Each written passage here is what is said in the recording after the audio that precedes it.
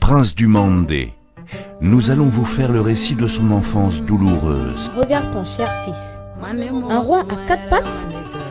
Un serpent n'a jamais enfanté un aigle. De sa révélation. 2 chasseurs venus de loin t'apporteront une femme dépourvue de toute beauté. Cette femme, si tu la prends comme épouse, te donnera le fils qui assurera ta succession. De ses exploits.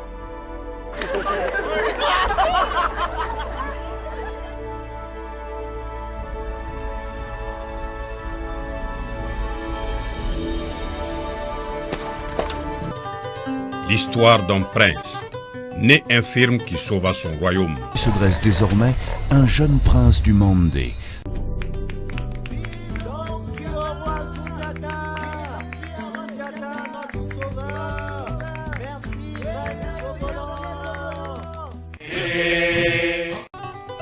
L'histoire de Soundiata Keita, prince du Mandé, fils de Sogolon Conté et de Naremadan. Celui qui libéra le Mandé et qui fut surnommé homme buffle, homme panthère, homme lion. L'esclavage va s'étendre pour atteindre son paroxysme avec l'arrivée massive des musulmans et surtout des morts. Devant ce désastre, Soundiata Keita, un Simbo, maître chasseur. Son initiation commence par la circoncision. Ensuite, il est admis dans la communauté des Donso.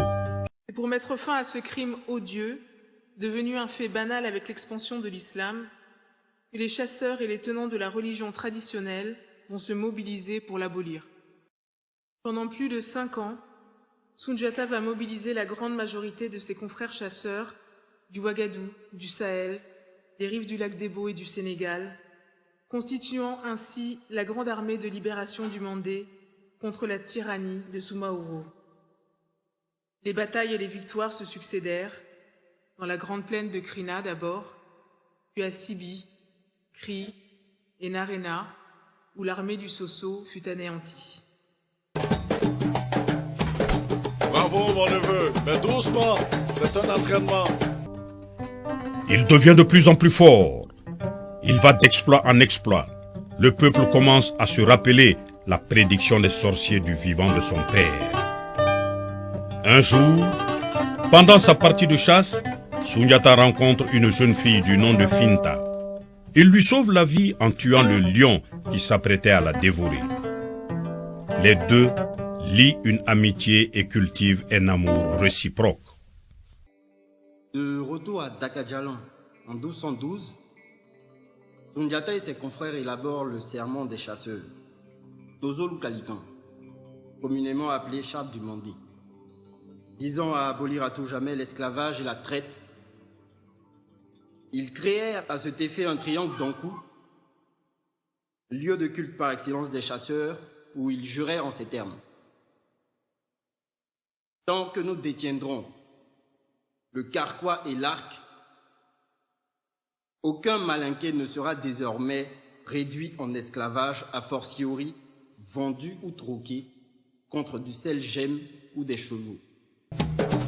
Soldat Soundiata Keita, je te souhaite la bienvenue dans l'armée du MENA.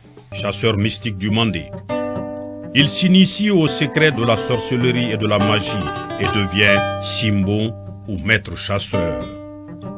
Vivant en exil dans le nord depuis son jeune âge, voyant les esclaves enchaînés, conduits par des berbères, des Maures et des Soninké musulmans, pour aller vers le Maroc, la Libye et l'Égypte, conçoit le projet d'éteindre l'esclavage jusque dans son essence. Comparaison n'est pas raison. Je me rappelle que Charlemagne lui-même, le grand Charlemagne, avait proclamé la prohibition de la traite, l'esclavage, mais ça n'a pas arrêté. Vous savez, les hommes sont les hommes.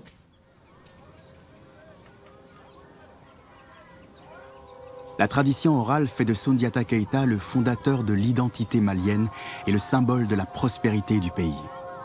Pendant un siècle, l'Empire du Mali a régné sur toute l'Afrique de l'Ouest, laissant derrière lui la plus grande bibliothèque du désert.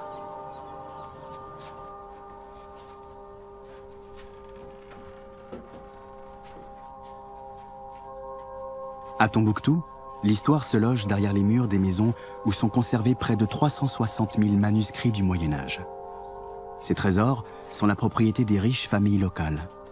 Elles se les transmettent de génération en génération, les cachant à l'abri des regards dans des lieux souvent tenus secrets.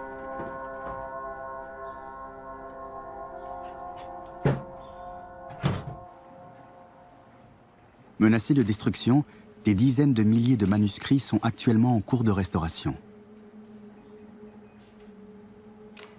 Ce Coran, datant du XIe siècle, montre comment l'islam s'est répandu en Afrique de l'Ouest.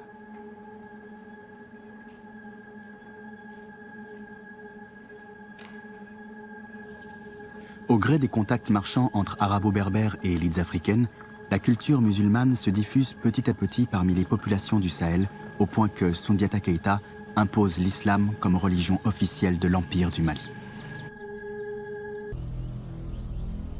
Majesté, durant toutes ces batailles, j'ai observé notre petit.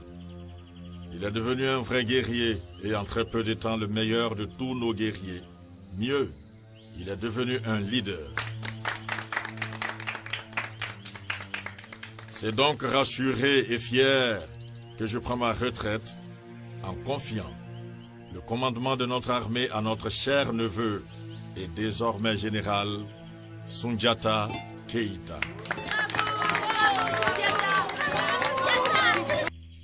Le général veut-il dire quelque chose? Oui, Majesté. Merci. Lors des conquêtes avec oncle Karim, j'ai découvert que chaque peuple a ses traditions. Un étranger peut les trouver mauvaises ou bonnes. Ici, dans le MENA, l'esclavage est aboli depuis de longues années. Dans le royaume de Malo, on ampute les voleurs. Ailleurs, il est interdit de tuer les prisonniers de guerre. Haïwa, qu'est-ce que le général il veut dire? Je veux dire qu'il est temps que dans le Mandé, nous fassions le tri des traditions qui sont encore un fardeau et les éliminions. Ah, le général il veut fâcher les ancêtres? Pas du tout. Chaque époque vit avec les réalités de son temps. Comme ça a été le cas avec l'esclavage chez nous, on doit le faire pour toutes nos lois. Diata, que proposes-tu dans le cas de cette jeune fille? Je souhaite que pour elle et pour toutes les jeunes filles et garçons qui atteignent leur majorité, la liberté soit donnée de choisir leur mari ou leur femme. Laissons-les marier ceux ou celles que leur cœur a choisi. Abolissons le mariage forcé. Karim, s'il en soit alors ainsi, je convoquerai le conseil des sages et ce sera officiel. Excusez, Majesté. Il y a des gens de Niani qui sont là. Combien sont-ils? Soumangourou est avec eux? Non, général. Ce ne sont pas des soldats. En un peu plus de 30 années de règne, personne n'ose l'affronter, jusqu'au jour où le Mandé envoie des émissaires à Soundiata. Avant eux, Soumaoro Kanté, né au Mandé, de la case des forgerons du Soso, voyant les caravanes d'esclaves enchaînés remontant vers les pays arabes, alla trouver les nobles malinquis, qui étaient tous des esclavagistes invétérés, pour le suivre dans son combat pour l'abolition de l'esclavage. Devant leur refus de s'associer à un forgeron, un homme de peu de valeur selon eux, et dont la seule raison d'être est de fabriquer les armes leur permettant de défendre leur pays contre les prédateurs, Soumaoro devint le plus grand esclavagiste que le Mandé ait jamais connu.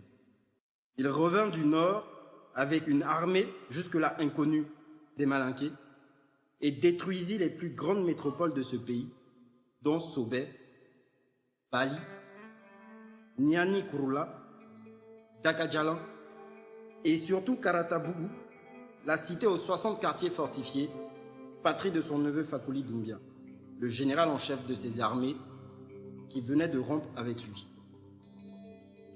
Aussi, la tradition présente Tel Soumaoro Kanté comme un guerrier sanguinaire habillé de peau humaine. Mais sinon, aucune chronique arabe ne parle de Soundiata Keïta comme étant le champion de l'islam. Non. Donc Soundiata Keïta, avec l'islam, il faut faire très attention. Mais par contre, son rôle, et je pense que c'est malgré lui, son rôle a été favorable au développement de l'islam dans l'Empire. Hein, parce qu'il était comme un protecteur pour les croyants. Donc, comme le professeur Kourama l'a expliqué tout à l'heure. En tant que terre de liberté. Voilà, terre de liberté. Donc, et c'est comme ça que les commerçants qui étaient islamisés vont répandre l'islam dans des parties de l'Empire, et aussi le rôle des marabouts, surtout ceux qui faisaient partie des 5 gardiens de la foi qui étaient partis le chercher lorsqu'il était à Ouagadougou. Mon prince, comme annoncé par les devins, ton heure a sonné. Va libérer ton peuple. Soumangourou tient Soundiata en échec lors de leur première bataille. Nous sommes les guerriers de Soumangourou, les blessés.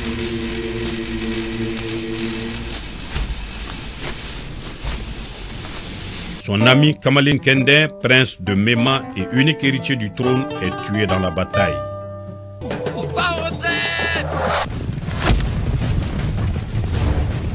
Soundiata est effondré, mais plus que jamais déterminé.